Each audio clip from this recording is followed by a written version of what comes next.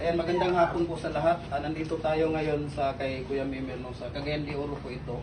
Tuloy-tuloy pa rin ang ating pagtulong sa ating mga kababayan na nag-order nagbabalak silang mag-business ng kagaya nito. So ito, ang order na po ito ay kay Grace Mulihon ng Purok Riverside, Barangay Nabulaw, Silapay City. Sa Negros yata ito.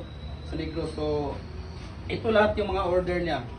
So sa mga hindi pa nakapag-order sa amin, no, yung mga nagmi-message na kung hindi pa kami nakapag-reply sa inyo, hindi pa kami, sorry po talaga, but anyway, mari-replyan namin kayo, minsan binibigay namin kay ate, kay Kuya Mimer yung mga number nila, minsan daw hindi sumasagot, hindi daw nagre-reply kasi busy din si Kuya Mimer, si ate busy din.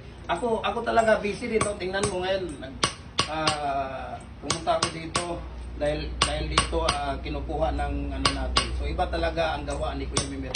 Bricks, dito lang talaga Cagayan de Oro yan. Lahat po ng molder. Nag-customize tayo ng concrete convert molds types na natin. Mula 6 inch hanggang 84 inches, Kuya, di ba? 24 or 72. Oh, 72. Hanggang 72. Dito ka, Kuya. Samahan mo ko dito. So, ito po si Kuya Mimer, no? Iba talaga. Kahit blueprint, no? Hindi nga siya nagbibigay sa akin. Kahit ako, hindi niya ako binibigyan ng blueprint. So, iba talaga.